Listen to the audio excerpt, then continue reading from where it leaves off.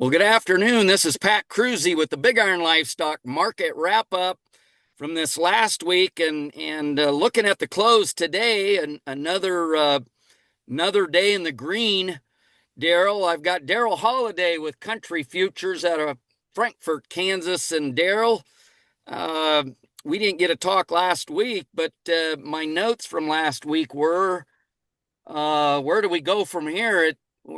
Seems like we were in a $10 chopping range, and we closed Friday at a up after a lot of back and forth seesawing, and now again today, the November's up 82 points. We're at all-time new highs here. What's your thoughts? Well, that's all after a futures gain last week in the futures of about 21 on the November, specifically right around $21 gain from Friday to last Friday. Big moves up. The futures kind of led the feeders got caught a week before, I think, well below the index, well below where the cash market was. And that was the impetus where futures went, okay, we can't be down here $10 below the index. That's just ridiculous. We got to go. And when they were in the mid 50s is where I'm coming from. And so Yeah, that they looked like a good buy. And so the feeders kind of led that market up. The futures did kind of pulled the live cattle up. We still are struggling on the live cattle. The beef still struggling. Live cattle cash was higher last week. And we're talking about 235 in Kansas, 233, 34 in the north. yeah, Um, so as a whole, it feels like it's dragging the cash higher in anticipation of the tight supplies continuing and the seasonal demand getting better between now and the middle of December, which is when we normally peak out the beef cutout value for the holidays. I think that's the big dynamic that's going on in the futures right now. yeah. Yeah, all kinds of records were Mm. showing up on Saturday and Sunday and today as I Yeah. scour the internet. These five weights now, out in Wyoming, they traded 12, 15,000 plus. A lot of five weights starting to move and sell. They were up sharply at 15, $20, sitting in that 5 to 505. Nebraska had some top at 522. And just out in the Western Panhandle, I think Crawford had a heck of a sale with some highlights, and we sold a lot of eight weight yearlings last week, and they were at again all time new highs. So it's been a lot of fun. I've got guys now with bred heifers that normally will kind of think about a holiday sale, and they're wondering, you know, is should I be selling them now and taking advantage of this market, or do I wait for when I normally sell in December when all the corn farmers are done? They've got fence around stocks and ready to take inbreds. What do you tell those guys? My general opinion is I wouldn't see anything that would cause me to move things up. Anything that you're going to sell, if your schedule was sometime during November, December, I wouldn't change a thing. Yeah, That's just my opinion. There might be some that would want to rush to move some in December that would normally move something in January. I could argue that, but I don't think beyond that I would make that move. right, right. Some of these guys that we work with that develop and market, 1,000, 1,500 breds. We did have some of those guys say, you know what, we're preg checking now in September. We want to at least spread our risk out, Right. and I think that's a good idea. Absolutely. We can't outguess this thing when No. you've got 1,000 to sell. You know, break it down Yep. into increments, 5, That's right. 10% increments, and let's keep selling Yeah. and build a nice average and try and be in the top third. That's right. Um, Yep. I I agree think, with that completely. Of course, yeah, I'd be kind of in that mode every year, but I definitely would be yeah, this year. right, right. There's nothing wrong with these current markets, and if you sell 10% of 1,000 head and you got 900 left to sell, you hope it goes higher, and don't worry about that past sale. So, Hmm. yeah, well, it's been fun fun to be on this ride. I keep it's like a broken record. We've been saying this now for 12 months, and it's Mhm. this elongated cycle continues to move higher. I did notice Dr. Peel mentioned something in the Western Livestock Journal. I haven't read it yet, but he talked about an elongated cycle, and that he's just starting to gather numbers and get a feeling of, what we're holding back for heifers. But as I talk to guys in the country, I don't know what you're hearing. The average rancher, that's just keeping his own, he's not keeping any more back. Mhm.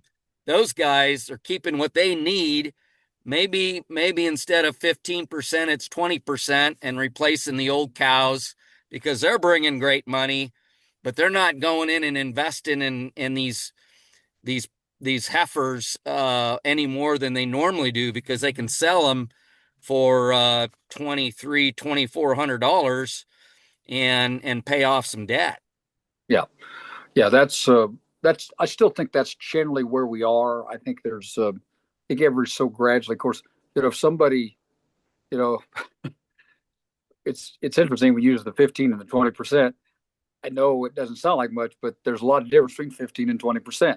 The guy who's Yeah, doing 50, my point is those 5 points, if everybody does those same 5%, you'll increase the heifers a lot. But I'm yeah, with you in that what they're really trying to do is they're trying to replace what they need.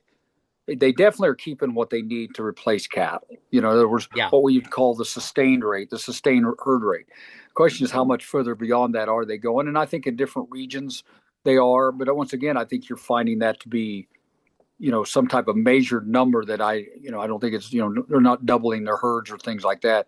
I don't No, think we have the resources to do that, for one, right. and the desire, secondly, and we still have a tremendous amount of our egg sector that doesn't want to be in the cow calf business. But we're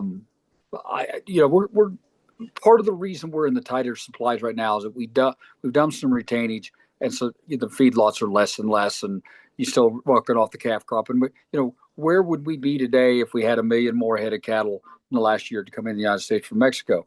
Well, we wouldn't be where we are. I mean, I think that's fair to say. So that's kind of been an added factor that tightened things up a lot here in the fourth quarter. The fact that the high might end up being here in the fourth quarter or the first quarter of next year, that wouldn't surprise me. It's just the fact that we've been a lot higher than I think some thought. And I think if you could actually target a lot of that to the Mexico effect and that we just haven't had those cattle. And yes, we still have some cattle of those yet to sell, but we're on the dwindling numbers of those. We don't have a lot of cattle that were left to sell that came out of Mexico. And so that, the numbers will be out of them at least by the end of this quarter. And then when we get in the first quarter, we still got the same issues. So uh, those demand issues the demand got us here. Supply is now, we're in that, the elongated part of the cycle is exactly, I agree with Dr. Peel. The elongated part of the cycle now is the supply side, not the Yeah, demand side. right, So, right. so That brings me to a couple of my last points here. As far as demand, and my fourth bullet point here, how will it fare in the next 3-4 months? I know they won't see it at the grocery store for a few months after these inclines, but are we hearing that the consumer is starting to back off you know, hamburger uh, or well, I'll give a little bit of a different response. I think, remember we broke these choice cattle, the choice beef. We broke it from basically 410 on the choice down to 360 last week. That's a fairly healthy decline. Now, if that gets passed on to the consumer, and I think, believe it or not, I think it already in some ways has, what it's going to be done is on some real attractive middle meat features. yeah, I actually lived by a grocery store that did that just a week and a half ago. So they had strip roast for choice strip roast for no, $6.99 a pound. So I mean, you're talking about a significant drop. But yeah, retailers are set up when they see those big breaks. The good ones are good at going ahead and booking, getting stuff, getting inventory, and ready to make middle meat features. They know when middle meats move, and yeah, they didn't get in this. They didn't get in this business last week. They yeah, have been in it, and they know when it's time to take advantage of it. And I think that's what will put the bottom in. But I still haven't really seen the bump in that wholesale I'd like to see. But I also know it's pretty hard. You can be quoting 365, 366, but you ask them, you ask that packer for a quote out there for, let's say, the last week in November, and it won't be 365. It'll be significantly higher than that. Yeah, right, right. Yeah, what we just to add to that, as far as the restaurant, the retailer, Mm-hmm. Yep, and the consumer, we have found so many new cuts that's right. that have added a lot of value, and how we've been able to create such a quality tender product in some of these new steak Mm-hmm. cuts. We can go a long ways with this beef yet. So, Well, as a uh, matter of fact, I'm just looking at some data this weekend where, you know, in in um, in this past year or so far, we're running 84% choice or better, and right, 11%. We're running on a pace of about 11% prime. So 11 that 84 would be prime. So and then you've got the and that compared to back in just 90s. 25 years ago, we were 50 to 55%. So that is a Exactly. big change in the quality, and that's no question about that. It's been a big factor. That's what got you the demand. That's for sure. Yeah, No question. exactly. Last thing I wanted to throw out at you, since we haven't talked here in over a week and a half. Anything that's concerning from the cattle perspective and the cattle markets with USDA services? Anything that throws up a red flag to you, Daryl? The not really. It's really affected the grain market a lot more dramatic in that we don't get any export business or any export sales numbers. That's Sure. something we need as a market, and to get some feel for it. So we don't get any of that. The livestock actually fare pretty well. Now we don't get the weekly actual slaughter data. Well, every Thursday we get an actual slaughter report that goes back there 2 weeks and says, hey, here's what we killed. This was the percent heifers, a lot of detail. That's Right. actually where we get the actual weights too. Yeah. And so we're not getting that. That's one that we certainly miss.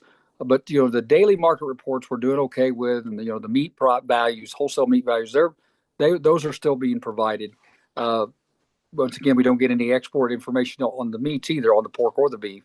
But at the same time, I think as a whole, we've done pretty well. We won't get a cattle on feed report, but Yeah. some of that we can do without. I don't think it's a big deal. If you get very far down the road, and Yeah. I know it sounds crazy, but you get into the first part of January and this is still going on. Now you get into that annual inventory report that would not come out. Now I would Right. expect they'd probably go back and do it anyway. But those are the things you look forward down the road for that could be a problem.